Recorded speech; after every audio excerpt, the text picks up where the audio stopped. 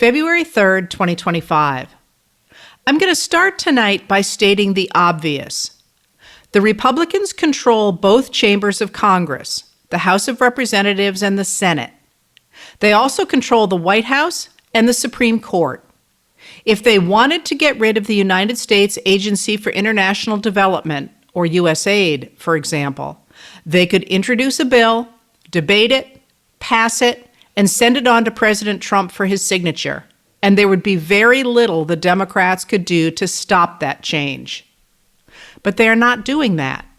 Instead, they are permitting unelected billionaire Elon Musk, whose investment of $290 million in Trump and other Republican candidates in the 2024 election apparently has bought him freedom to run the government, to override Congress and enact whatever his own policies are by rooting around in government agencies and canceling those programs that he personally dislikes.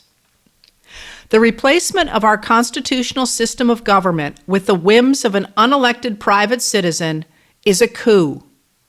The U.S. president has no authority to cut programs created and funded by Congress, and a private citizen tapped by a president has even less standing to try anything so radical. This could be because they know that Trump has embraced the idea that the American government is a deep state, but that the extreme cuts the MAGA Republicans say they want are actually quite unpopular with Americans in general, and even with most Republican voters. By letting Musk make the cuts the MAGA base wants, they can both provide those cuts and distance themselves from them. But permitting a private citizen to override the will of our representatives in Congress destroys the U.S. Constitution. It also makes Congress itself superfluous. And it takes the minority rule Republicans have come to embrace to the logical end of putting government power in the hands of one man. Musk's team in the so-called Department of Government Efficiency, or DOGE, has taken control of the U.S. Treasury payment systems that handle about $6 trillion in annual transactions for the U.S. government, thus gaining access to Americans' personal information as well as information about Musk's competitors. From there, Musk claims to have been canceling those transactions he thinks are wasteful. He claims, for example, to have deleted the popular Internal Revenue Service, or IRS, direct file system that enabled people to file their taxes online for free without the help of paid tax preparers. Musk's team apparently consists of 6 engineers, aged 19 to 24, who are taking control of the computers at government agencies.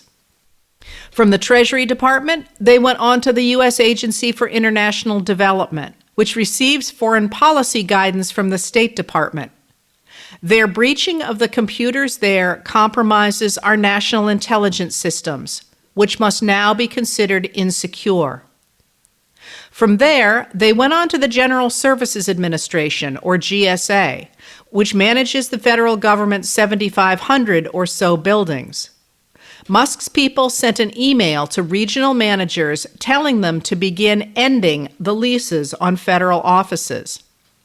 According to Chris Majarian of the Associated Press, the person in charge of that initiative is Nicole Hollander, who describes herself on LinkedIn as employed at Musk's social media company, X. Today, according to an email sent to employees of the Small Business Administration, Musk's people have gotten into that agency's human resources, contracts, and payment systems. The Small Business Administration supports small businesses and entrepreneurs, and under the Biden-Harris administration, small businesses boomed thanks to small dollar loans to women, Black, and Latino entrepreneurs. By this afternoon, Musk's people were digging into the data of the Department of Education with an eye to dismantling it from the inside before Trump tries to shut it down with an executive order, although only Congress itself can shutter the department. According to Laura Meckler, Danielle Douglas Gabrielle, and Hannah Nathanson of the Washington Post, Musk's doggy staffers had accessed sensitive internal data systems, including the personal information of millions of students who are taking part in the federal student aid program. It is highly unlikely that Congress would destroy the Department of Education, so Musk and Trump hope to hollow it out from within. On a live stream last night, Musk said of his destruction of the federal government, "If it's not possible now, it will never be possible. This is our shot. This is the best hand of cards we're ever going to have. If we don't take advantage of this best hand of cards, it's never going to happen." 3 federal employees' unions are suing the Trump administration to stop Musk, and today, Democratic members of the House and Senate tried to enter the USAID building, but were denied entry. Led by Senators Chris Murphy, a Democrat of Connecticut, Brian Schatz, a Democrat of Hawaii, and Chris Van Hollen, a Democrat of Maryland, and Representatives Jamie Raskin, a Democrat of Maryland, and Jerry Connolly, a Democrat of Virginia, the Democrats condemned what Raskin called Musk and Trump's illegal, unconstitutional interference with congressional power. Elon Musk, you may have illegally seized power over the financial payment systems of the United States Department of Treasury, Raskin said, but you don't control the money of the American people. The United States Congress does that under Article 1 of the Constitution. And just like the president, who was elected to something, cannot impound the money of the people, we don't have a 4th branch of government called Elon Musk. And that's going to become real clear. Senator Murphy said, "Let's not pull any punches about why this is happening. Elon Musk makes billions of dollars based off his business with China, and China is cheering at the destruction of U.S. aid. There is no question that the billionaire class trying to take over our government right now is doing it based on self-interest. Their belief that if they can make us weaker in the world, if they can elevate their business partners all around the world, they will gain the benefit." Murphy continued, "But there's another reason this is happening. They're shuttering agencies and sending employees home in order to create the illusion that they're saving money, in order to pass a giant tax cut for billionaires and corporations." While Musk and his doggy team are trying systematically to dismantle the government, today Judge Lauren L. Alakan of the Federal District Court for the District of Columbia blocked the Trump administration's attempt to freeze trillions of dollars in grants and loans before doggy got going. Alakan said that by impounding funds, which Congress declared illegal in 1974, Trump's Office of Management and Budget attempted to wrest the power of the purse away from the only branch of government entitled to wield it. It is Congress, not the president, that determines federal spending. Meanwhile, the elected president, Donald Trump, sparked a crisis last Friday when his White House press secretary, Caroline Leavitt, announced that he fully intended to go through with the trade war he had hyped on the campaign trail.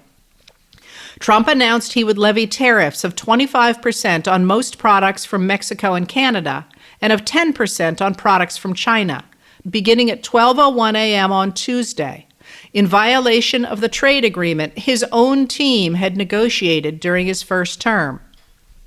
As soon as Leavitt announced the upcoming tariffs, the stock market began to fall, and by last night, stock market futures had fallen 450 points on the expectation of tariffs hitting at midnight tonight. Today, the stock market continued to fall.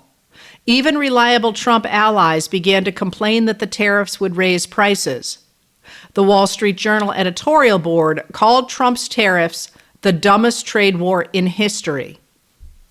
Today, the president of Mexico, Claudia Sheinbaum, announced that she and Trump had reached a series of agreements that would pause the threatened tariffs for a month.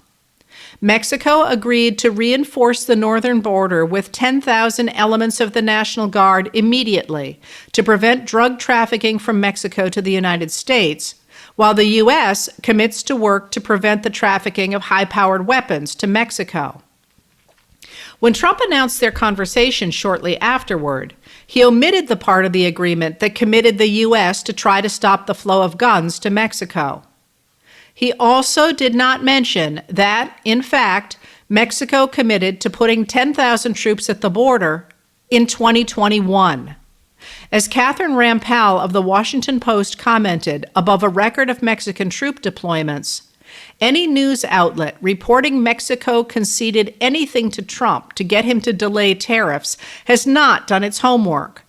Trump boasts he got Mexico to commit to stationing 10,000 troops at our border. Apparently, he didn't realize Mexico already has 15,000 troops deployed there. The crisis at the northern border worked out in a similar fashion. After conferring, Prime Minister Justin Trudeau and Trump announced a 30-day pause in the implementation of tariffs. Trudeau agreed to appoint a border czar and to implement a $1.3 billion border plan that Canada had announced in December. In other words, while Musk was causing a constitutional crisis, Trump created an economic crisis that threatened both domestic and global chaos, then claimed Biden administration achievements as his own and declared victory. The tariffs on Chinese goods went into effect as planned. China has promised to levy tariffs of up to 15% on certain U.S. products beginning a week from today. It also said it will investigate Google to see if it has violated antitrust laws.